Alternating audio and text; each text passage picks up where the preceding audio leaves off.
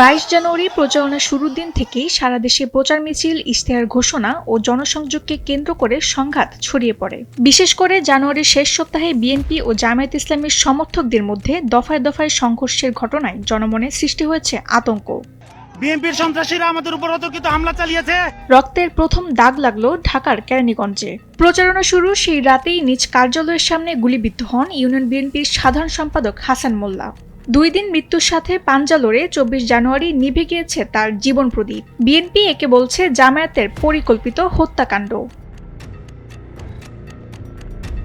অন্যদিকে 28 জানুয়ারি শেরপুরে ইশতেহার পাঠের অনুষ্ঠানে বিএনপি জামায়াত কর্মীদের মধ্যে বাধে রক্তক্ষয়ী সংঘর্ষ। সেই তাণ্ডবে প্রাণ হারান উপজেলা জামায়াতের সাধারণ সম্পাদক মাওলানা রেজাউল করিম। সেই রণক্ষেত্রে জামায়াতের প্রার্থী নুরুজ্জামান বাদল সহ অন্তত 50 জন কর্মী রক্তাক্ত হয়েছেন। পুড়ে ছাই হয়ে গেছে বেশ কিছু মোটরসাইকেল। দেশের প্রায় ৭৯টি সংসদীয় আসনে বিএনপি মনোনীত প্রার্থীর বিরুদ্ধে দাঁড়িয়েছেন 92 জন বিদ্রোহী প্রার্থী।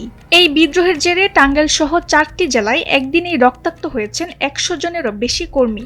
টাঙ্গাইলে দলীয় নেতাদের পা ভেঙে দেওয়ার হুমকি সাধারণ ভোটারদের মনে তৈরি করেছে এক চরম ত্রাস। গাইবান্ধা 5 আসনের প্রচারণা শুরুর মাত্র 3 দিনে স্বতন্ত্র প্রার্থী নাহিদুজ্জামান নিশাদের সমর্থকদের অন্তত 14টি মোটরসাইকেল আগুনে পোড়ানো হয়। সুনামগঞ্জ 2 আসনে জামাত প্রার্থীর প্রচার গাড়িতে চলেছে বর্বর হামলা। ভোলার চরফ্যাশনে জামাত সমর্থকদের হাতে প্রার্থীর মেয়ে লাঞ্ছিত হওয়ার অভিযোগ উঠেছে। আবার চাঁপাইনবাবগঞ্জে জামায়াত নেতাকে মারধরের দায়ে খোদ বিএনপি প্রার্থীর ছেলের বিরুদ্ধে শোকজ জারি করেছে নির্বাচনী অনুসন্ধান কমিটি।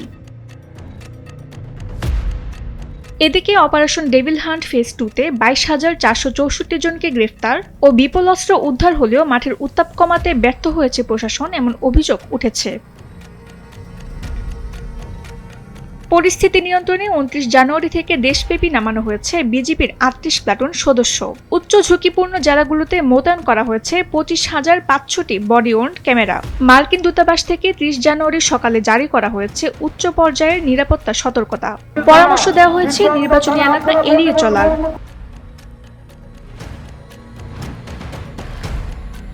তাসনিম হোসেন লিয়া, সময়ের আলো।